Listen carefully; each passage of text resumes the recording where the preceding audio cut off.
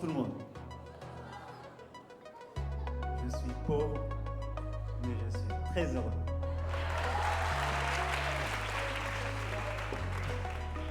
Je m'appelle Kader Ahmed Abdullahi et je suis membre de l'équipe verte. Sans plus tarder, voici mes arguments. Nous sommes constamment bombardés par l'idée que l'argent fait le bonheur.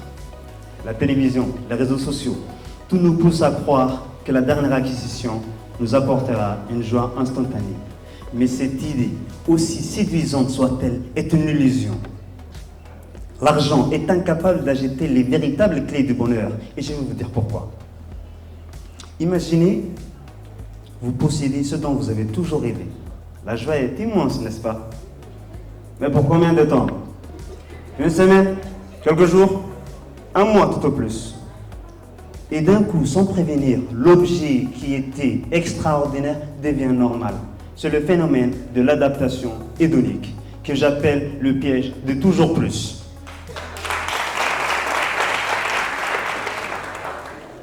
Nous nous habituons à tout. Un nouveau salaire, une maison plus grande, une expérience luxueuse. Mais ces choses procurent un plaisir éphémère, un chute passager. Et ensuite, sans prévenir, notre niveau de bonheur revient à la case de départ. Et nous nous retrouvons dans un piège qu'on appelle un cycle sans fin. Regardez ces influenceurs aux vies ostentatoires. Derrière ces filtres saintifiants, la pression, l'anxiété sont souvent omniprésentes. L'argent peut masquer ces vides, mais il ne le remplira jamais. D'ailleurs, cher public, pour être ici ce soir, je peux payer. Grâce à la relation que j'ai avec Déré, je suis ici. Être heureux devant vous. J'espère que mes adversaires ont payé pour avoir le même que moi. Poursuivons avec ce que l'argent ne pourra jamais acheter. Au grand jamais, majuscule.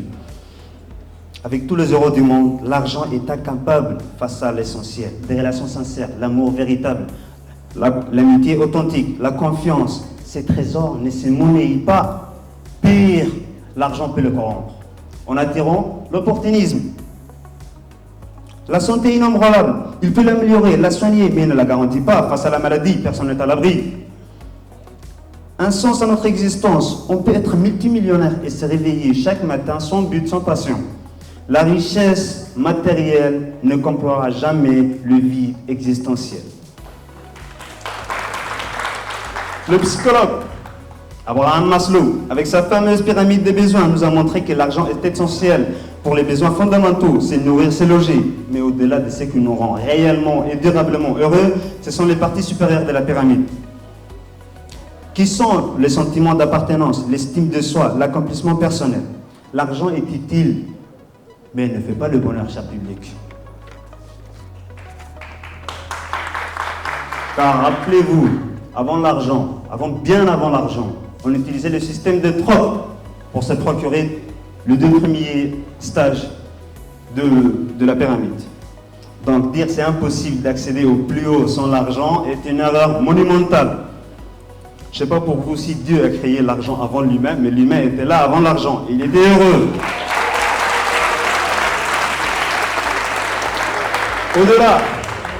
Au-delà de ce que l'argent ne peut pas acheter, le bonheur réside dans notre capacité à apprécier ce que nous avons déjà. La pleine conscience nous ancre dans l'instant présent, nous permettant de savourer les petites joies. La gratitude, quant à elle, nous invite à reconnaître et valoriser les aspects positifs de notre vie, nos relations, notre santé. Ces pratiques ne coûtent rien, mais ils sont d'une richesse inestimable pour cultiver un bien-être profond et durable. L'argent peut faciliter la vie, offrir des opportunités. C'est un facilitateur matériel, oui, mais il ne garantit ni l'épanouissement intérieur, ni la paix mentale, ni les relations sincères. Le bonheur est une construction multidimensionnelle, bien plus profonde. Une personne parmi les adversaires a dit, je crois que c'était Harlota, il a dit, le bonheur n'est pas gratuit. Donc vous le vendez à combien? 4 euros, 4 dollars, 70 dollars.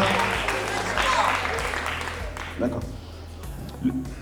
Alors, la prochaine fois que quelqu'un vous dira l'argent fait le bonheur, rappelez-vous que le vrai bonheur est ailleurs.